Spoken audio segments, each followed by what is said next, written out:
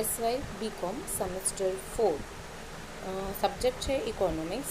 Last લેક્ચરમાં આપણે આપણું 5મું જે ચેપ્ટર છે એને કમ્પ્લીટ કર્યું હતું. આજે આપણે જે શરૂ કરવા જઈ રહ્યા છે એ છે ચેપ્ટર નંબર 6, જે છે આંતરરાષ્ટ્રીય નાણાકીય અને નાણાં પ્રબંધક સંસ્થાઓ. તો હવે આપણે ચેપ્ટરની શરૂઆત કરીએ.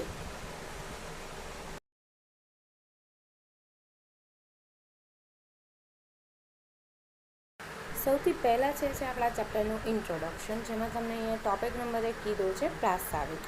એની અંદર શું છે તો કે આ ચેપ્ટરનું કન્ટેન્ટ શું છે આપણે અહીંયા જોવાનું છે. જ્યારે આપણે આંતરરાષ્ટ્રીય વ્યાપારની વાત કરતા હોઈએ ત્યારે વિવિધ રાષ્ટ્રો વચ્ચે આપણે શું થાય છે કે ચીજવસ્તુની આપ-લે થતી હોય, હેરફેર થતી હોય. એનાથી વિરુદ્ધ શું થાય તો કે ચીજવસ્તુની એમનેમ તો ચીજવસ્તુ જતી નથી, તો સાથે સાથે શું થાય, નાણાંની પણ આપ-લે થતી હોય છે. તો નાણાંની પણ હેરફેર થતી હોય, અને એ જે નાણાંની હેરફેર છે એની કામગીરીને સરળ અને સગવડયુક્ત બનાવવા માટે એક ચોક્કસ વ્યવસ્થાની જરૂરિયાત છે એ ઉદ્ભવી છે, જેને કહેવામાં આવે છે આંતરરાષ્ટ્રીય નાણાકીય વ્યવસ્થા. કોને આંતરરાષ્ટ્રીય નાણાકીય વ્યવસ્થા કહે છે તો કે આંતરરાષ્ટ્રીય નાણાકીય વ્યવસ્થા એટલે આપણે બીજા દેશ સાથે જે ચીજવસ્તુની હેરફેર કરીએ છીએ, ચીજવસ્તુની આપ-લે કરી છે, એની સાથે સાથે આપણે ફ્રીમાં તો એને આપતા નથી, પૈસા પણ આપીએ છીએ તો લઈએ છીએ. તો એ જે નાણાંની આપ-લે થાય છે, તો એ નાણાંની જે આપ-લે થાય છે એ કામગીરી સરળ બનાવવા માટે જે વ્યવસ્થા કરવામાં આવી છે એને શું કહેવામાં આવે છે, આંતરરાષ્ટ્રીય નાણાકીય વ્યવસ્થા. Is it clear? આગળ જોઈએ તો મેં તમને કીધું છે કે પ્રથમ વિશ્વયુદ્ધ જ્યારે થયું તે પ્રથમ વિશ્વયુદ્ધ પહેલાં સુવર્ણ ધોરણ આધારિત આંતરરાષ્ટ્રીય નાણાકીય નીતિ હતી. આની પહેલાંના ચેપ્ટરની અંદર આપણે સુવર્ણ ધોરણ નીતિ શું છે એ શીખી ગયા, રાઈટ? સોનાને રિલેટેડ હતી જે નીતિ એ પ્રચલિત હતી જ્યારે પ્રથમ વિશ્વયુદ્ધ થયું એ પહેલાં. જેમાં શું કરવામાં આવતા તો કે જેમાં હાલમાં જે આંતરરાષ્ટ્રીય સુવર્ણ ધોરણ હેઠળ ચલણ વચ્ચેના વિનિમય દર છે એમાં ફેરફાર કર્યા વગર સોનાની આંતરરાષ્ટ્રીય હેરફેર મારફતે સ્વયં લેણદેણની તુલનાને અસમતુલા દૂર થઈ શકે તેવી જોગવાઈ કરવામાં હતી. પણ પ્રથમ વિશ્વયુદ્ધ 1914થી લઈને 1918 સુધીના સમયગાળામાં જે થયું, તો એ સમયગાળા દરમિયાન સુવર્ણ ધોરણનો જે ત્યાગ કરવામાં આવ્યો, પણ સુવર્ણ ધોરણ જેવી અન્ય કોઈ કાર્યક્ષમ વૈકલ્પિક વ્યવસ્થા ક્યારે છે અસ્તિત્વમાં આવી છે, બીજા વિશ્વયુદ્ધના અંત સુધી કોઈ ઉદ્ભવી જ નહોતી. પ્રથમ વિશ્વયુદ્ધ પૂરું થયું ત્યારે સુવર્ણ ધોરણનો ત્યાગ કરવામાં આવ્યો, પણ એના ઓપ્શનમાં તમે જો કોઈ જે વ્યવસ્થા કરી શકો એવી વ્યવસ્થા બીજું વિશ્વયુદ્ધ પૂરું થઈ ગયું ત્યાં સુધી પણ કરવામાં આવી નહોતી. માટે એ સમયગાળામાં શું થયું તો કે એ સમયગાળા દરમિયાન અવ્યવસ્થા ઉદ્ભવી, જેમાં દરેક રાષ્ટ્રની લેણદેણની તુલના ખાધ દૂર કરવા પોતાની ઈચ્છા અનુસાર પગલાં લેવાતા હતા, અને સ્થાનિક ચલણનું અવમૂલ્યન કરાતું કે જેથી વિદેશી ચલણ મોંઘું થતાં આયાતોને નિયંત્રણ કરી શકાય, અને આયાત ઓછી કરવા આયાત જકાત અને આયાત નિયંત્રણનો આશરો લેવાતો હતો. વિદેશી ચલણની ખરીદી અને વેચાણ પર અંકુશ મૂકવામાં આવ્યા. વિનિમયના અંકુશોના પરિણામને એક જ ચલણના વિવિધ વિનિમય દરોને લીધે તેમજ વિનિમય દરમાં અવારનવાર થતા પરિવર્તનને પરિણામે આંતરરાષ્ટ્રીય વ્યાપાર ખોરવાઈ ગયો. શું કર્યું? કોઈ બીજી નીતિ જ અસ્તિત્વમાં નહોતી, કોઈ બીજું ધોરણ જ અસ્તિત્વમાં ન આવ્યું, તો ત્યાં સુધી મોજ પડે એમ કર્યું, મન ફાવે એમ કર્યું, જેને જે કરવું હતું એ કર્યું. દેશના ચલણનું અવમૂલ્યન કરાયું, જેથી વિદેશી ચલણ શું થાય, મોંઘું બને, અને આયાતને તમે કંટ્રોલમાં લાવી શકો. આયાત ઓછી કરવા માટે આયાત જકાત અને આયાત નિયંત્રણ કરી શક્યા, બરાબર? આ બધું કર્યું. વિદેશી ચલણની ખરીદી અને વેચાણ ઉપર શું કરવામાં આવ્યા, અંકુશ મૂકવામાં આવ્યા. તો આમને આમ હરેક દેશની જે લેણદેણની તુલના હતી, જે આંતરરાષ્ટ્રીય વ્યાપારની જે નીતિ હતી, એ શું થયું, ખોરવાઈ ગઈ, અને વિશેષીકરણ અને વેપારના લાભો ગુમાવવા પડ્યા. અને આથી શું થયું તો કે વિશ્વના આર્થિક નિષ્ણાતને એવો ભય લાગવા માંડ્યો કે વૈકલ્પિક આંતરરાષ્ટ્રીય નાણાકીય વ્યવસ્થા ઊભી કરવામાં નહીં આવે તો બીજા વિશ્વયુદ્ધ પછી પણ આંતરરાષ્ટ્રીય વેપાર અને ચૂકવણીઓ ઉપર અંકુશ ચાલતો રહેશે. પરિણામે આંતરરાષ્ટ્રીય વેપારમાં શું જોવા મળશે, ઘટાડો થતો જશે, રાઈટ? તો આવી બધી જે ભય વ્યવસ્થા છે એ દૂર કરવા માટે નિષ્ણાંતોએ એક બીજો વિકલ્પ છે તૈયાર કર્યો, જે ક્યારે અસ્તિત્વમાં આવ્યો, જેથી શું થયું તો કે બીજા વિશ્વયુદ્ધે એક એવી આંતરરાષ્ટ્રીય નાણાકીય વ્યવસ્થાનું સર્જન કર્યું કે જેમાં વિનિમયની સ્થિરતા જાળવી શકાય, આયાત નિકાસ પર નિયંત્રણ હટાવી શકાય, નાણાકીય ચૂકવણીઓ નિયંત્રણ મુક્ત બને અને આમ છતાં પણ લેણદેણની તુલના અસમતુલા શક્ય તેટલી ઝડપથી સંતુલિત બને. જેટલી અસમતુલા થઈ એ અસમતુલા દૂર કરવા માટે ઝડપથી એ શું બને, સંતુલિત બને. એ માટે શું કર્યું તો કે આયાત અને નિકાસના જે નિયંત્રણો છે એને હટાવી નાણાકીય ચૂકવણીના જે નિયંત્રણ છે એને મુક્ત કર્યા. બરાબર. આ સંદર્ભમાં બ્રિટિશ અર્થશાસ્ત્રી જે છે J.M. કેન્સ અને અમેરિકન નિષ્ણાંત જે છે H.D. વ્હાઇટ એણે એક યોજના રજૂ કરી અને એને કેન્સ પ્લાન અને વ્હાઇટ પ્લાન તરીકે ઓળખવામાં આવે છે. જુલાઈ 1994માં યુએસએના બ્રેટન વુડ્સ ખાતે 44 રાષ્ટ્રોની પરિષદમાં કેન્સ પ્લાન અને વ્હાઇટ પ્લાનની મૂળભૂત બાબતોનો સમન્વય કરીને બે આંતરરાષ્ટ્રીય નાણાકીય સંસ્થાઓ સ્થાપવાનો નિર્ણય સર્વાનુમતે લેવામાં આવ્યો. બે આંતરરાષ્ટ્રીય સંસ્થા છે એ સ્થાપવાનો નિર્ણય લીધો, જેમાં નંબર 1 જે છે એ છે આંતરરાષ્ટ્રીય નાણાં ભંડોળ અને નંબર 2 જે છે આંતરરાષ્ટ્રીય નાણાં ભંડોળને IMF કહેવામાં આવે છે અને નંબર 2 પુનર્રચના તથા વિકાસ માટેની આંતરરાષ્ટ્રીય બેંક, જેને આપણે IBRD કે જે વિશ્વ બેંક, વર્લ્ડ બેંક તરીકે ઓળખવામાં આવે છે. Is it clear? કોણે આપ્યો તો આ પ્લાન? બે વ્યક્તિએ આપ્યો છે, કેન્સ અને H.D. વ્હાઇટે. એમના મંતવ્ય મુજબ આ પ્લાનને કયા નામથી ઓળખાય છે તો કે કેન્સ પ્લાન અને વ્હાઇટ પ્લાન. એમણે શું કીધું કે તમારે જો આ દૂર કરવો હોય તો તમે કરી શકો છો બે નાણાકીય સંસ્થા સ્થાપીને, અને બધાની અનુમતિ ટોટલ 44 રાષ્ટ્ર પરિષદ થયા. એની અંદર આ બંને પ્લાન છે ને એક્સેપ્ટ કરવામાં આવ્યા અને બે જે એણે આઈડિયા આપ્યા હતા IMF અને IBRD, ઇટ મીન્સ વિશ્વ બેંક, એની સ્થાપના માટે, બરાબર, એ સંસ્થાઓ જે છે એણે ડિસિઝન લીધું અને આ બંને આંતરરાષ્ટ્રીય નાણાકીય સંસ્થાઓ રચવાનો નિર્ણય જે છે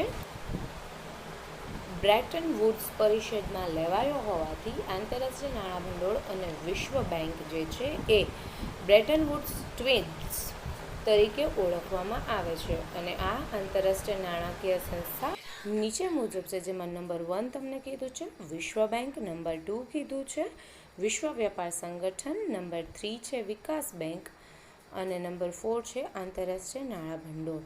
આ ચારે જે છે ટોટલ આ 4 આંતરરાષ્ટ્રીય નાણાકીય સંસ્થાઓ જે છે એની હવે આપણે એક પછી એક ડિટેલ મેળવીએ. અને આ ચેપ્ટરની અંદર જે ક્વેશ્ચન આપણે કરવાના છે એ 2 જ ક્વેશ્ચન છે એ આના પછી કન્ટિન્યુ કરશું.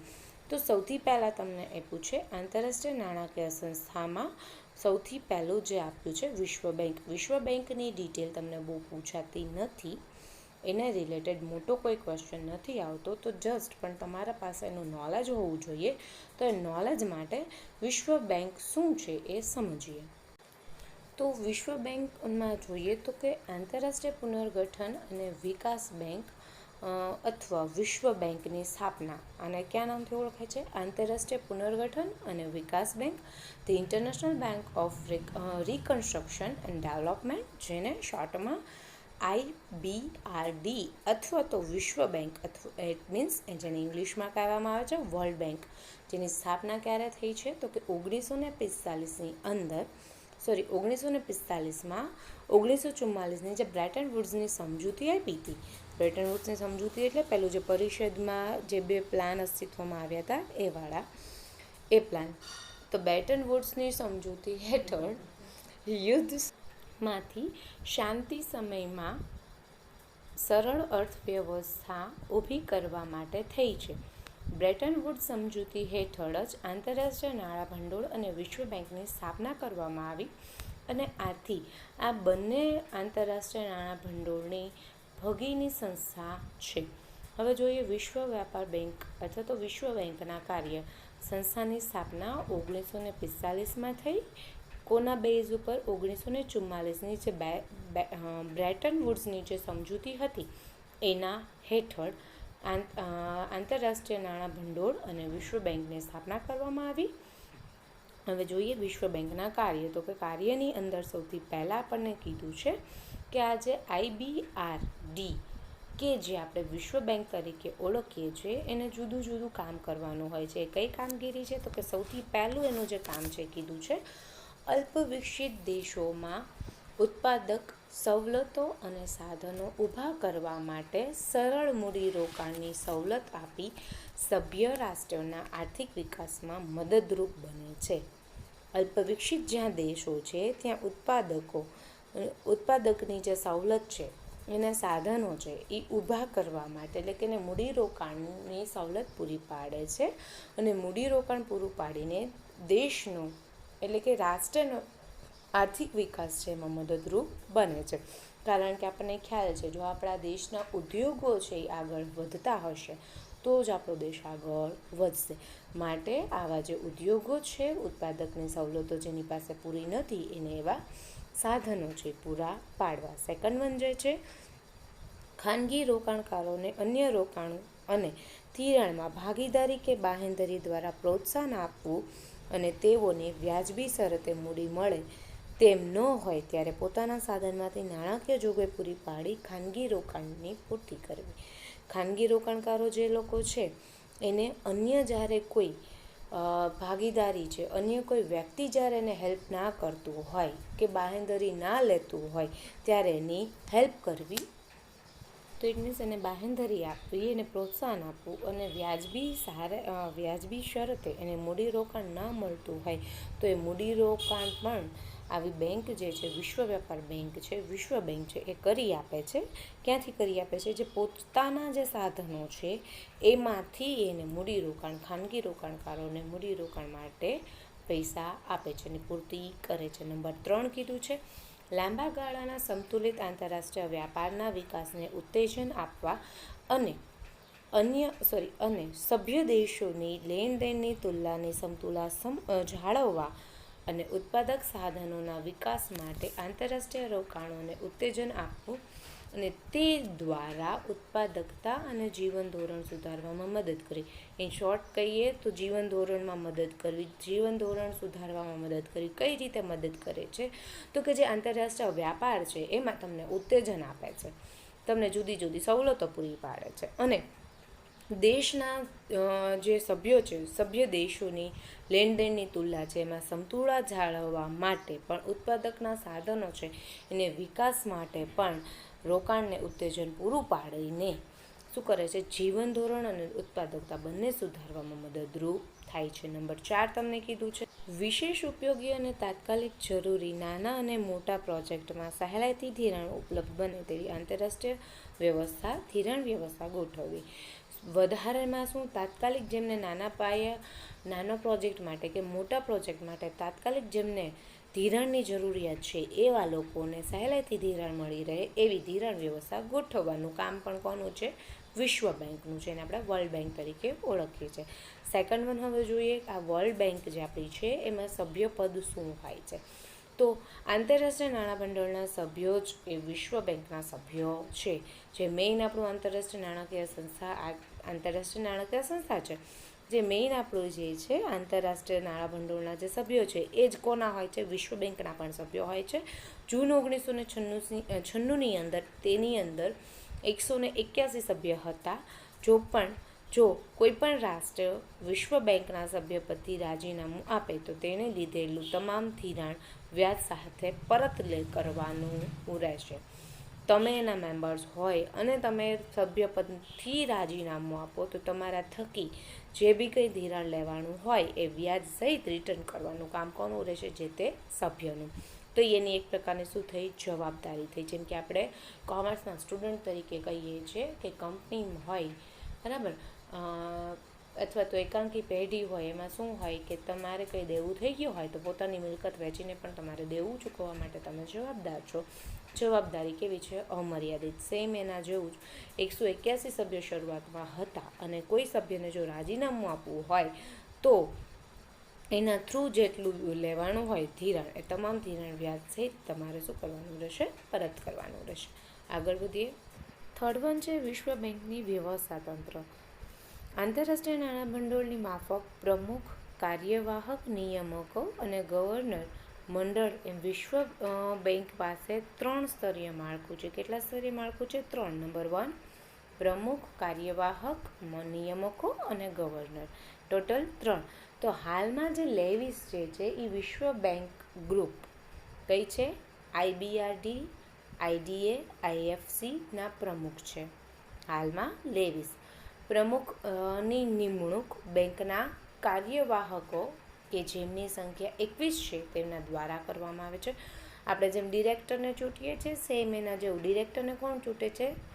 જેમની પાસે શેર હોય એ શેર હોલ્ડર. સેમ એના જેવું જ આ 21ની સંખ્યા જે છે એના કાર્યવાહકો એ નિમણૂક કરે છે. કોની? પ્રમુખની નિમણૂક કરે છે. ડન. પછી તો કે સૌથી પહેલાં પ્રમુખ, પછી છે કાર્યવાહક નિયામકો. તો કાર્યવાહક નિયામકોમાં 5 નિયામકોની નિમણૂક વિશ્વ બેંકના સૌથી મોટા 5 શેરધારકો દ્વારા કરવામાં આવે છે. વિશ્વ બેંકના સૌથી મોટા જે શેરધારક 5 છે એ લોકો કોની નિમણૂક કરે છે? કાર્યવાહકની નિમણૂક કરે છે. અને આ 5 મોટા શેરધારકો US, UA કે પશ્ચિમ જર્મની, ફ્રાન્સ અને જાપાનનો સમાવેશ થાય છે. વિશ્વ એટલે બધું જ આવી ગયું ને, તો એમાં 5નો સમાવેશ થાય છે. અને બાકીના 16 ડિરેક્ટર્સની નિમણૂક જે છે એ બોર્ડ ઓફ ગવર્નર કરે છે. કોણ કરે છે? બોર્ડ ઓફ ગવર્નર દ્વારા કરવામાં આવે છે. બાકીના જે 16 વધ્યા એની નિમણૂક 5 જે મોટા છે કાર્યવાહક નિયામકોમાં 5 નિયામકોની નિમણૂક 5 શેરધારકો કરે છે. અને એ શેરધારકોની અંદર કોનો સમાવેશ થાય છે?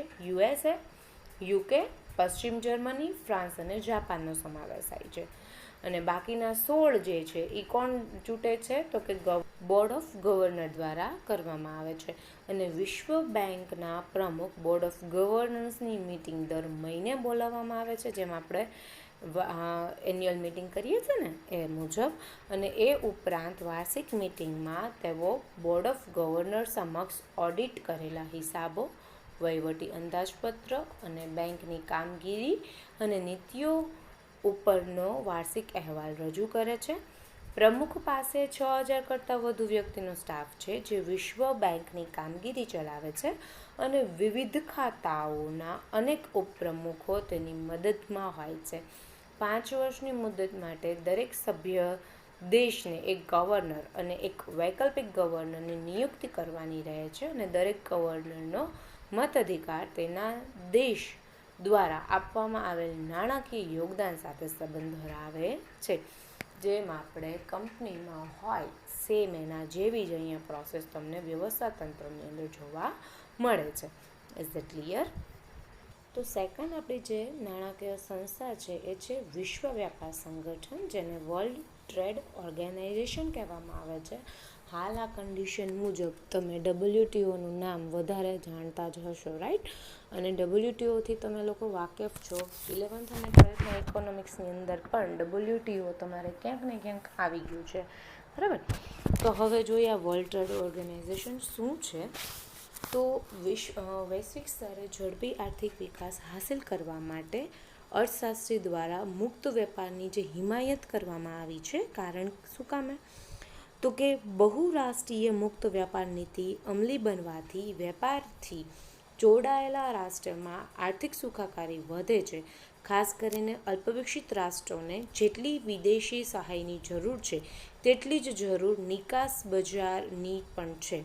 આથી વિકસતા દેશોની નિકાસો ઉપર વિકસિત દેશ દ્વારા જકાત નાખવામાં ન આવે અથવા તો ઘટાડવામાં આવે તેવી અલ્પ વિકસિત દેશની માંગ છે. શું કીધું છે? કાંઈ સમજ પડે નહીં.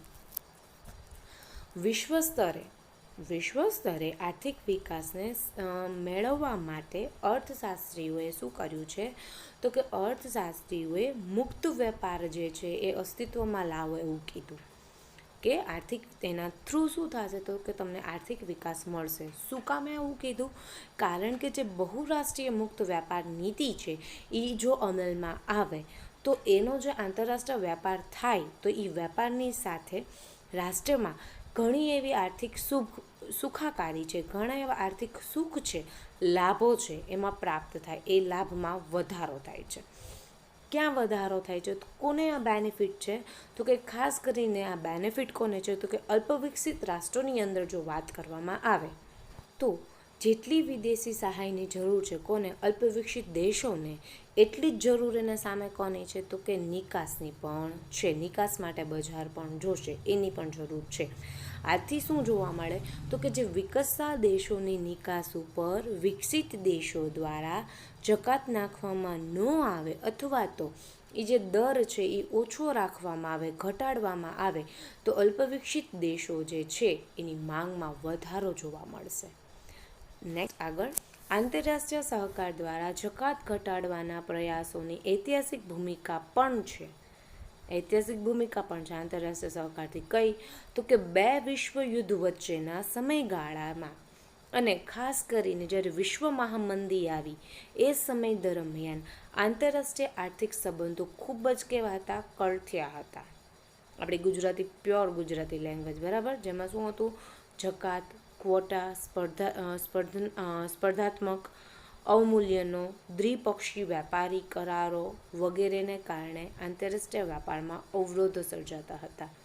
આવું બધું થાય ને તો એનાથી બે દેશ વચ્ચે સારી એવી સુદૃઢતા જો હોવી જોઈએ એ નહોતી રહેતી અને બે દેશના વેપાર વચ્ચે અવરોધો સર્જાતા હતા, જે વેપારના કદને મર્યાદિત બનાવી દેતા હતા, નાનું બનાવી દેતા હતા અને એના લીધે જે વિશ્વ મંદી છે એ ધીમે ને ધીમે વધતી ગઈ.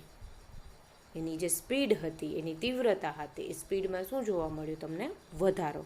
જે સંદર્ભની અંદર વાત કરવામાં આવે તો 43-44માં ઇંગ્લેન્ડ, કેનેડા અને અમેરિકા વચ્ચે જે યુદ્ધોત્તર સમસ્યા વિશે વાટાઘાટો થઈ અને અમેરિકાએ 1945માં પોતાની દરખાસ્તમાં આંતરરાષ્ટ્રીય વ્યાપાર સંગઠન એટલે કે ઇન્ટરનેશનલ ટ્રેડ ઓર્ગેનાઇઝેશન ITO રચવાની રજૂઆત કરી હતી. જે દરખાસ્ત સામે દુનિયાના દેશોએ વિરોધ કર્યો અને વિરોધમાં એવું જણાવ્યું કે આંતરરાષ્ટ્રીય વ્યાપારને જકાત મુક્ત કરાય તો અમેરિકા તેની આંતરિક ભાવ સપાટી ઘટાડે તો વિશ્વના અન્ય રાષ્ટ્રોમાં અમેરિકાની જે વસ્તુ છે એની નિકાસ છે, અમેરિકનની જે નિકાસ છે એ વધી જાય અને અન્ય દેશોની આયાતમાં ઘટાડો થાય. એટલે કે બીજા દેશો છે એ અમેરિકાને વધારે પ્રાયોરિટી આપે તો જો અમેરિકા પાસેથી જ મગાવશે તો બીજા દેશો પાસે અમેરિકાની જ આયાત વધારે રહેશે, બીજા કોઈ દેશો છે એને આગળ વધવાનો ચાન્સ રહેશે નહીં. માટે અમેરિકાની જે આયાત છે એમાં શું જોવા મળશે? અન્ય દેશોમાં એની સિવાય અમેરિકા સિવાયમાં શું જોવા મળશે? ઘટાડો જોવા મળશે. અને એ સંજોગો દરમિયાન વિશ્વના અન્ય રાષ્ટ્રોએ અમેરિકામાંથી આયાત થતી વસ્તુ પર જકાત નાખીને સ્વદેશી ઉદ્યોગને સંરક્ષણ પૂરું પાડશે. તે દહેશત સાચી જ હતી આંતરિક અને બાહ્ય વિરોધને લીધે. એના લીધે આ દરખાસ્ત છે એ એક્સેપ્ટ ન થઈ અને એના બદલે 30 ઓક્ટોબર 1947માં ના રોજ 23 રાષ્ટ્રો દ્વારા વિશ્વ વેપાર સંબંધિત બાબતોને આવરી લેતા સંધિપત્રની સ્થાપના કરવામાં આવી. સંધિપત્ર શું છે? તો general agreement of ટેરિફ્સ and trade, બરાબર, GATT ની સ્થાપના કરવામાં આવી અને 23 રાષ્ટ્રોમાં 12 વિકસિત રાષ્ટ્રો હતા અને અન્ય વિકસિત દેશ હતા. ગેટની સમજૂતી જે છે હવે આપણને આપી છે. શું હતું? તો કે દરખાસ્ત જે હતી અમેરિકાની એને એક્સેપ્ટ ના કરવામાં આવી અને 1947ની અંદર 23 રાષ્ટ્રોએ એક સંમતિ રચી, બધા ભેગા થયા અને આ બધી જ બાબતોનો સમાવેશ કરવા માટે ગેટની રચના કરવામાં આવી. જેમાં 23 રાષ્ટ્રની વાત કરવામાં આવે તો 12 રાષ્ટ્ર હતા, 12 દેશ હતા એ વિકસિત દેશ હતા અને બાકીના જે દેશ હતા એ કેવા હતા? વિકાસશીલ દેશ હતા. ગેટનો મેઇન ધ્યેય એ હતો, ગેટનો ધ્યેય નંબર 1 સભ્ય દેશોના નાગરિકોના જીવન ધોરણમાં સુધારો થાય. જે દેશનો સભ્ય એમાં હોય એ દેશનું જીવન ધોરણના જે નાગરિકો છે, બરાબર, એ દેશના જે લોકો છે એના જીવન ધોરણની અંદર સુધારો થાય. સેકન્ડ વન, પૂર્ણ રોજગારી મળે. થર્ડ વન, આંતરરાષ્ટ્રીય વ્યાપારની અંદર વધારો જોવા મળે. ફોર્થ વન, જકાત અને અન્ય વ્યાપાર જે અવરોધોમાં સંગીન છે એમાં ઘટાડો થાય. ફિફ્થ, વેપારી સંબંધોના પ્રવર્તતા ભેદભાવો જે છે એને નાબૂદ કરવા માટે. સિક્સ વન, અલ્પવિકસિત દેશના હિતમાં પ્રાથમિક વસ્તુના ભાવ ટકાવી રાખવા માટે અલ્પવિકસિત દેશની જે ઔદ્યોગિક વસ્તુઓ માટે વિકસિત દેશોના બજારો સુલભ બનાવવા. અને નંબર 8, અલ્પવિકસિત દેશનો આર્થિક વિકાસનો બોજો છે એ હળવા કરવા માટે મદદરૂપ થવા. 8 હેતુઓ છે, જેમાં જીવન ધોરણ સુધારવાનો, રોજગારી મેળવવાનો, આંતરરાષ્ટ્રીય વ્યાપાર વધારવાનો, જકાત અને અન્ય જે વ્યાપારના ભાવ હતા, બરાબર, જકાતને લીધે જે વસ્તુઓ મોંઘી પડતી હતી એમાં જે અવરોધો આવતા હતા એમાં ઘટાડો કરવા માટે, વેપારીના સંબંધો છે એમાં જે અમુક ભેદભાવ થતા હતા, ભાવના ભેદભાવો થતા હતા કે બીજા કોઈ ભેદભાવ થતા એને દૂર કરવા માટે, અલ્પવિકસિત દેશોની જે પ્રાથમિક જરૂરિયાતની જે વસ્તુઓ છે એના ભાવ જે છે એ ટકી રહે એના માટે. પછી નેક્સ્ટ તમને કીધું છે અલ્પવિકસિત દેશની જે ઔદ્યોગિક વસ્તુઓ માટે વિકસિત દેશમાં બજાર સુલભ બનાવવા અને આર્થિક વિકાસનો બોજો હળવો કરવા માટેના હેતુઓ છે. નેક્સ્ટ હવે આપ્યું છે તમને ગેટની જોગવાઈ. ગેટના મહત્ત્વની જે જોગવાઈઓ છે એની અંદર સૌથી પહેલાં તમને કીધું છે આયાત અને નિકાસ વચ્ચે જે ભેદભાવની નીતિ છે એને નાબૂદ કરવા માટે. સેકન્ડ વન કીધું છે આયાત જકાતમાં સ્થિરતા અને ઘટાડવા માટે. ઇટ મીન્સ આયાત જકાત છે એ સ્થિર કરવા માટે, બહુ વધારે ના લેવી અથવા તો કન્ટિન્યુઅસ વધારો થતો હોય એવું ના થાય, સ્થિર રહે એ માટે. અને સેકન્ડ વન કીધું છે જે જકાત છે એની અંદર આયાત અને નિકાસની જકાતની અંદર આયાતની જકાતની અંદર ઘટાડો કરવા માટે. કારણ કે વસ્તુ આપણને સસ્તી મળશે તો આપણને વસ્તુઓ જે છે એ વેચવી પણ સસ્તી પડશે. નંબર 3 તમને કીધું છે પરિણાત્મક અંકુશની નાબૂદી કરવા માટે. જે અંકુશ આવે છે પરિણાત્મક, આપણે શિક્ષાત્મક અને બંને વાત કરીએ એમાં પરિણાત્મક અંકુશની નાબૂદી કરવા. અને નંબર 4 કીધું છે સંરક્ષણના અન્ય સ્વરૂપોનું નિયંત્રણ કરવા માટે. Is that clear? તો અહીંયા જસ્ટ આપણે WTOને થોડુંક એવું નોલેજ મેળવ્યું. આ અત્યાર સુધીની જે વાત કરી એ ક્વેશ્ચન તમને પૂછાતો નથી, પણ જસ્ટ આ WTO વિશે તમારી પાસે નોલેજ હોવું જોઈએ. જે ક્વેશ્ચન પૂછાય છે એ આપણે હવે નેક્સ્ટ લેક્ચરમાં સ્ટાર્ટ કરશું.